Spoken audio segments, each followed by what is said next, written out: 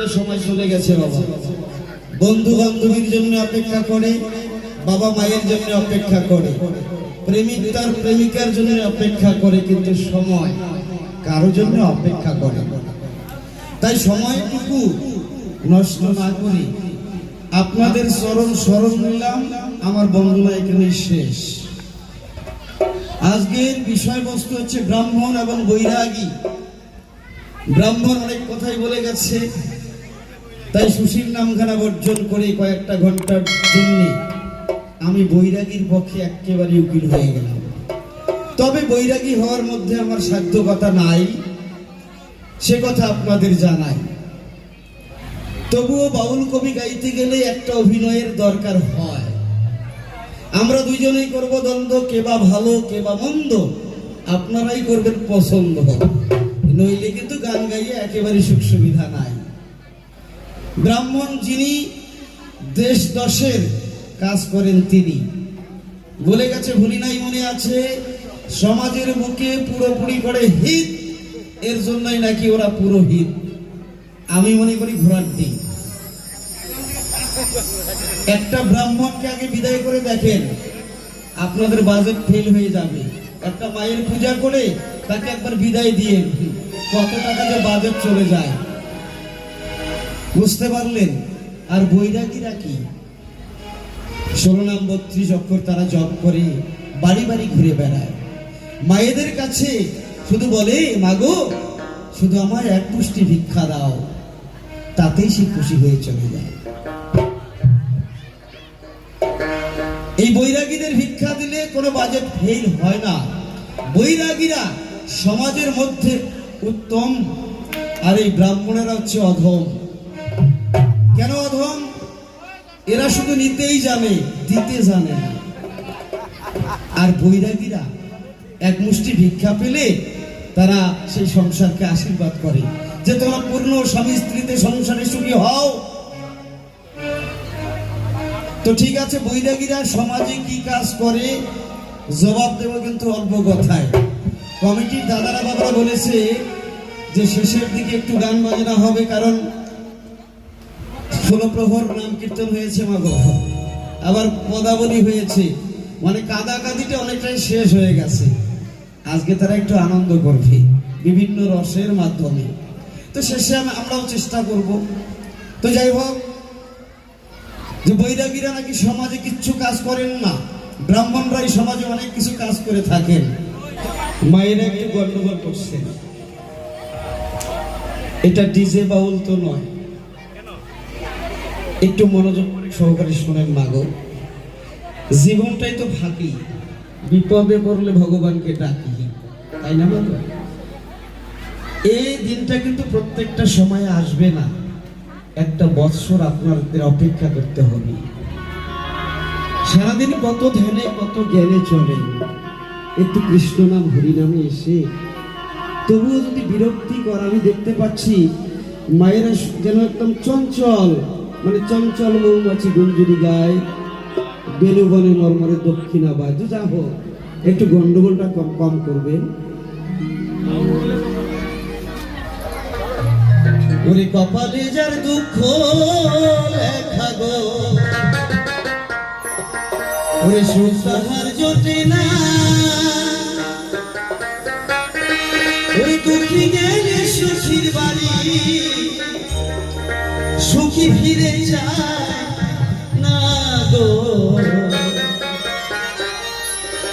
কি মাগো, আমি যখন গরিব হয়ে যাব, কোনো বন্ধু যদি ধনী হয়ে যায়, তার বাড়িতে গেলে ও হয়তো ভাববে যে আমার কাছে কিছু চাইতে এসেছে,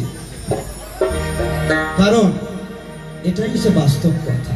তাই আপনাদের সঙ্গে কেউ যাবে না, আত্মীয় স্বজন পরিবার বর্গ বন্ধু বান্ধব শুধুমাত্র নামের করি একটু যাবে। আমি কি করলাম?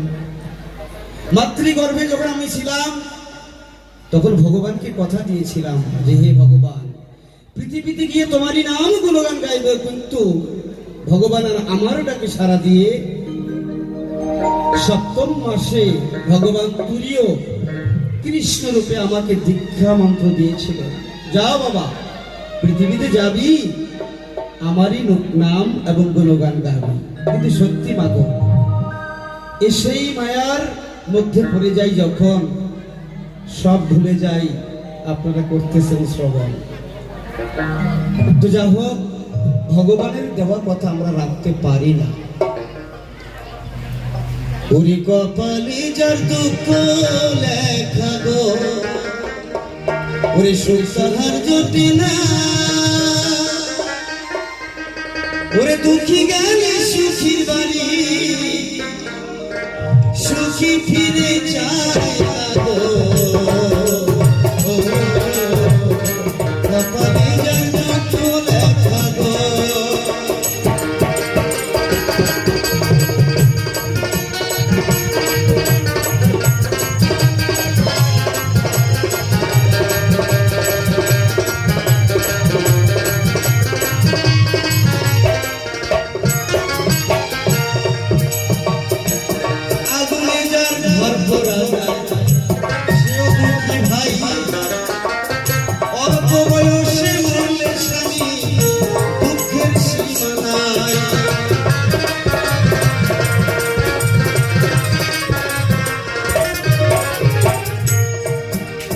হিন্দু সনাতন ধর্মের মানুষ আমরা,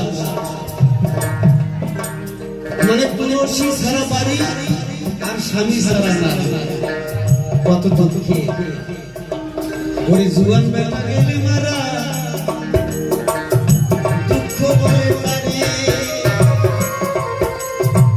করিয়া গুলি যার ঘর করা যায়, দুঃখী এই সংসারে।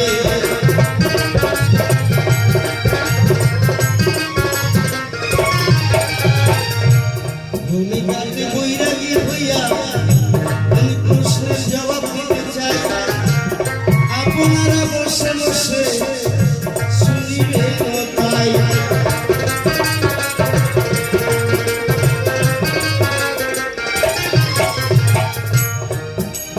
বৈরাগীরা সমাজে অনেক কাজ করেছে। স্বামী বিবেকানন্দ এই ভারতবর্ষের বুকে যদি শিকাগো ধর্মসভায় না যেতেন, এই সনাতন ধর্ম থাকতো না। তিনি পরম বৈষ্ণব। এই ধরাধামে কত মহামানব মানবী এসেছেন। আজকে কমিটির দাদারা বাবারা অক্লান্ত পরিশ্রম করে শুধু 16 নাম 32 অক্ষর মাগো, ঘরে বসে কি করা যায় না? পদাবলী দিল, বাউল গান দিল, তাদের নিজের জন্য নয়। কৃষ্ণ নাম যত দূর ছড়িয়ে যাবে, জীব যতই শুনিয়ে থাকিবে, দেশের মঙ্গল হবে, দশের মঙ্গল হবে। এর জন্যই তো তারা দিয়েছে। আমরা যতই কিছু করি না কেন, জীবনে করেছি অনেক ভুল, তাই ভুলগুলির দিকে তাকালে আমাদের চলবে না। ভুলগুলিকে পিছনে ফেলে আমরা সামনের দিকে এগিয়ে যাব। তাই বলো জয় জয় সাধুগুরু বৈষ্ণব প্রেমানন্দে একবার হরিবল হরিবল হরিবল।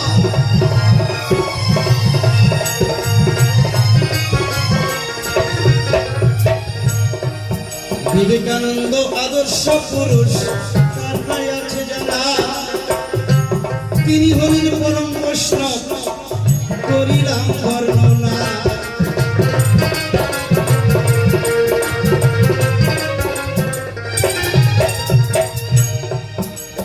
বৈষ্ণবরা বলে পৃথিবীতে অনেক মানুষ, আমরা মানুষ হয়ে দেশকে ভাগ করেছি। মহামানবরা বলে আমরা যদি নিজেদের মধ্যে কাটাকাটি হানাহানি না করি, তাহলে তো কাটা তারের বেড়ার প্রয়োজন হয় না, মাগো হয় কি? কিন্তু আমরা বুঝি না। রবি ঠাকুর মহামানব সভাতে জানাই, অনেক অনেক মহামানব মহামানবী আছে, অল্পে বোঝাই।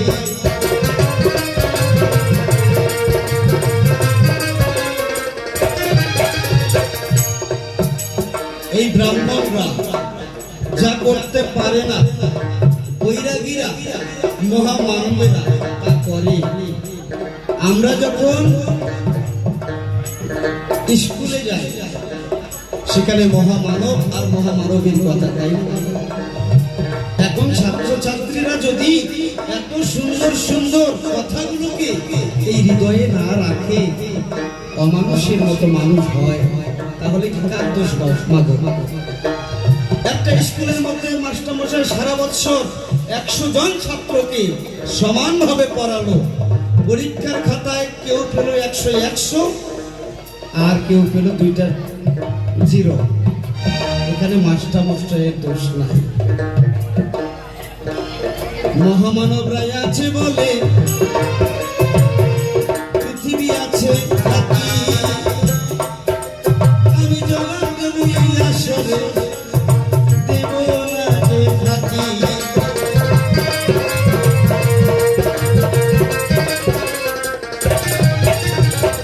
এই পুরোহিতরা একটা সন্তান যখন মায়ের গর্ভে আসে, 7 মাসে 7 ভক্ষণ, 5 মাসে পঞ্চামৃত, জন্মের করে নামকরণ, চূড়াকরণ, অন্নপ্রাশন, দাম্পত্য জীবনে বিবাহ, এই সমস্ত কাজ বৈষ্ণবদের দ্বারা করতে হয় না। বৈষ্ণবদের দ্বারা করতে হয় কেন জানেন? রামায়ণে পরিষ্কার করে লেখা আছে, বলি আমি আপনাদের কাছে। সীতা দেবীকে যখন রামচন্দ্র 5 মাসি গর্ভবতী অবস্থায় বনবাসে পাঠিয়েছিল, যখন বাল্মীকির তপবনে বাল্মীকি সীতা দেবীকে পেল, তাড়াতাড়ি করে আশ্রমে নিয়ে এলো।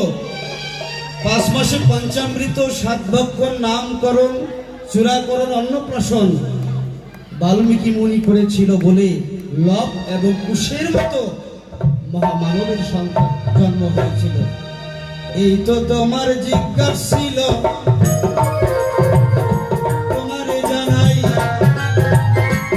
আপনারা বসে বসে শুনিলে না তাই।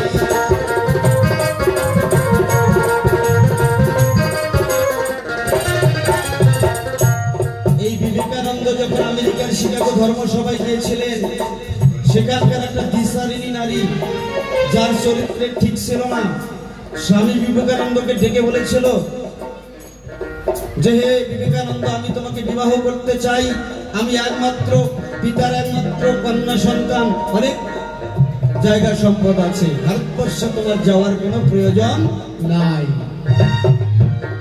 বিবেকানন্দ বলেছিল, শোনো নারী, তবে বিশ্বের যত নারী আছে, মা বলিলাম তোমারই নিকটে।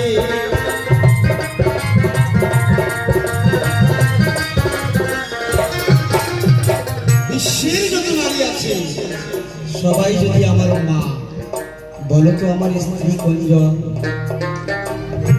বিবেকানন্দের আদর্শে অভিভূত হয়ে দিশারিণীটি নারীটি বলল, হে মহামানব, তোমার ধ্যানে জ্ঞানে জাগরণে আমি সন্তুষ্ট হয়েছি। আমি এই সংসারের মধ্যে মায়ার জালে বন্দী অবস্থায় আছি।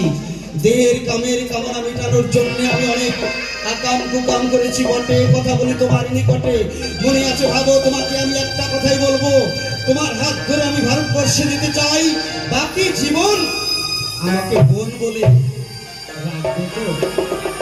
বিবেকানন্দ বললেন, বাবা, তুমি আমার হাত ধরে ভারতবর্ষে যাবে, আজ থেকে তোমার নাম হবে ভগ্নী নিবেদিতা, আমার বোন। আজ থেকে তুমি হবে আমার বোন, আজ থেকে নতুন নামকরণ তোমাকে আমি দিলাম, তোমার নাম হবে ভগ্নী নিবেদিতা। শুধু আমার বোন নও, বিশ্বের যত নরনারী আছে সবাই তোমাকে বোন বলে জানবে এবং মানবে। সেদিন দিশারিণী নারীটি, কুলঙ্কিনী নারীটি বিবেকানন্দের আদর্শে অভিভূত হয়ে ভারতবর্ষে এসে বাকি জীবন কৃষ্ণ নাম করতে করতে তার দেহ থেকে যখন প্রাণবাকি চলে যায়, বাকি জীবনটা সেই ধরাধামে ফেলে দেয় এবং প্রাণপাতি সেই গোলকে চলে যায়। আপনাদের সকলেরই জানা আছে, লক্ষ্য হীরা বিশ্বাস ছিল, সে কথা বলা ভালো। যখন হরিদাসের সংস্পর্শে এসে তার কাছে হরিনাম শুনতে শুনতে বিশ্বাভীতি দূরে চলে যায়, বাকি জীবন কৃষ্ণ নাম করতে করতে এ ধরাধামে ছেড়ে গোলক বৃন্দাবনে চলে যায়। তাহলে মাগো, ব্রাহ্মণরা যাহা পারে না বৈষ্ণবরা তারা করতে পারে। আরো সব নটি বিনোদিনী, আপনারা জানেন তার কাহিনী। সেও তো রামকৃষ্ণ ঠাকুরের পরশ পেয়ে বেশ্যাবৃত্তি ত্যাগ করে বাকি জীবন রামকৃষ্ণের কাছে দীক্ষা নিয়ে মা মা বলে কৃষ্ণ নাম করতে করতে বাকি জীবন এই ধরাই ছিল, কিন্তু প্রাণপাতি গোলকে চলে গিয়েছে। ব্রাহ্মণরা যাহা পারে না বৈষ্ণবরা তাহা পারে। এই মহামানবরা যদি মাগো পৃথিবীতে না আসতো, সত্যি আমাদের মধ্যে কোনো ভেদাভেদ থাকতো না। তাই হে ব্রাহ্মণ বলি তব ঠাই, তোমার যা জিজ্ঞাসা ছিল অল্পেতে বোঝাই।